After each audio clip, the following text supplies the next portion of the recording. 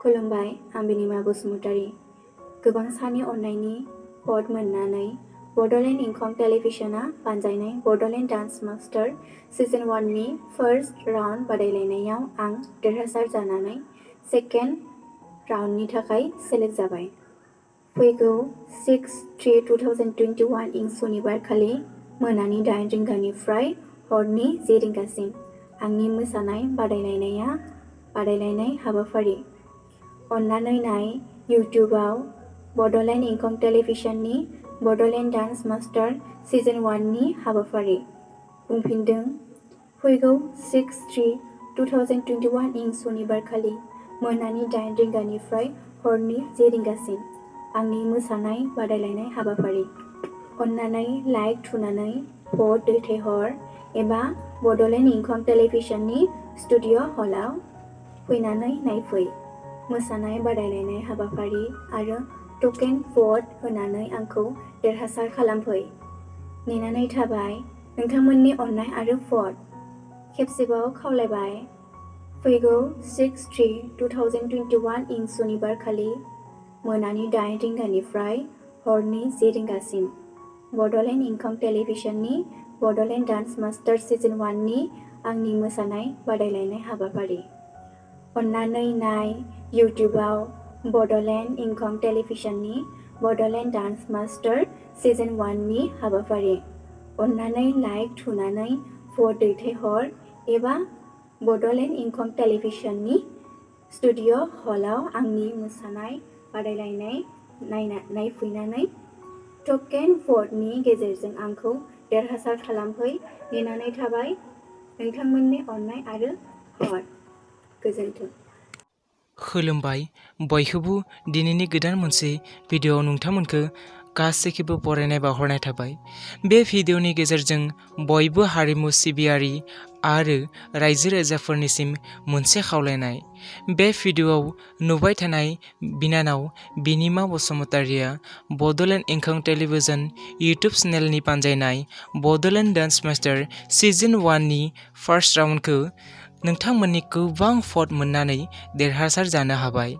ओंखायनो नोंथांमोनखौ फिन खनसेबाव खावलायफैनो दि 6 मार्च गाबोन मोनानि 8 रिंगानिफ्राय 10 रिंगासिम इउटुब चेनेल बड'लेण्ड इंखं टेलिभिजनाव बड'लेण्ड डान्स मास्टार सिजन 1 आ जागोन। ओंखायनो गाबोन मोनानि 6 बाजिनिफ्राय 10 बाजियाव लाइभ जाबाय थानाय समाव जेब्ला बिनिमा बसुमतारीया हिन्दी सङाव मोसाबाय थानाय समावनो लाइभआव नोंथांमोना लाइक हो, होमबानो बेनि भट काउन्टिं जागोन। आरोबाव बड' सङाव मोसाब्ला होनाङा, बेखौ भटनि काउन्टिं खालामनाय नङा। जेब्ला बड' सं मोसाबाय थागोन होमब्ला लाइभ जाबाय थानाय समावनो बे हलाव जायफ्रानिखि थागोन बिसोरसो भट होनो मोनगोन, बेखौसो बेयाव काउन्टिं खालामगोन। नोंथांमोना जुदि बे YouTube channel Bodoland Engkhong television YouTube चेनेलखौ दासिमबो साबस्क्राइब खालामाखै, नोंथांमोना जेन साबस्क्राइब खालामनानै लायो। आरो नोंथांमोना जुदि बे YouTube channel Bodoland Engkhong television YouTube चेनेलखौ नोंथांमोना जुदि नागिरनानै मोनाखै, आंनि बे इउटुब चेनेलनि डिसक्रिपसनाव थुना नायहैबानो आं लिंकखौ होना दोनगोन। बेयाव थुनानै थांबानो नोंथांमोना जेन बे YouTube channel Bodoland Engkhong television YouTube चेनेलखौ साबस्क्राइब खालामनानै लायो। नोंथांमोननि गोबां अनसायनाय मोननानै बिनानाव बिनिमा बसुमतारीया फार्स्ट राउन्डआव जाबादि गोबां भट मोननानै देरहासार जाबाय, बेबादिनो नैथि राउन्डआवबो जेन गोबां भट मोननानै नोंथांमोननिफ्राय जेन देरहासार जानो हायो, जेन थार्ड राउन्डआव थांनो हायो, बेनो आंनि गोसो गोरबोनिफ्राय नोंथांमोनखौ खावलायहरनाय। जेन बिथाङा बे भटआव देरहासार जानानै थार्ड राउन्डआव थांनो हायो।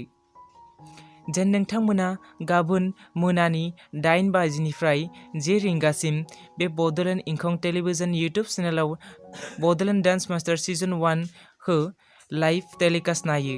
बेवहायनो जेब्ला बिनिमा बसुमतारीया लाइभ मोसाबाय थागोन हिन्दी सङाव, होमब्लानो नोंथांमोना बेयाव लाइक थुनानै भट हो, होमब्लानो बिखौ काउन्टिं खालामगोन। ओमफ्राय जाय नोंथांमोना थाबैनो बिखौ लाइक खालामना दोनगोन बिखौ काउन्टिं खालामनाय नङा। ओंखायनो थाबैनो लाइभआव थांनानै लाइक होना दोननो नाङा, बिखौ मानोना काउन्टिं खालामनाय नङा। आरो बिखौ आनलाइक खालामफिनबाबो बियो जानाय नङा। ओंखायनो जेब्ला हिन्दी सङाव बिनिमा बसुमतारिया मोसागोन होमब्लासो भटखौ हो। आरो जायफ्रानोखि बे YouTube channel Bodoland Engkhong television YouTube चेनेलखौ दाबो साबस्क्राइब खालामाखै, साबस्क्राइब खालामनानै ला जेन बिनिमा बसुमतारिया बे सेकेन्ड राउन्डआव देरहासार जानो हायो। आरो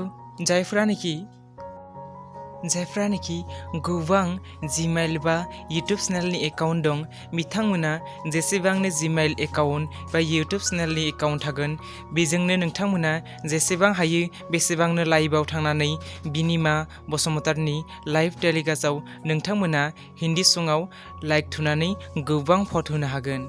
ओमफ्राय बिसोरो जेब्ला हिन्दी सङाव मोसाबाय थागोन, बे समावनो बिसोर लाइक थुनाय समाव बिसोरो स्क्रिनशट खालामनानै बेखौ काउन्टिं खालामगोन। ओंखायनो नोंथांमोनखौ खावलायनाय थायोदि जेन बिथांखौ भट होनानै देरहासार जायो। बेनो आंनि गोसो गोरबोनिफ्राय खावलायनाय। गोजोन्थों।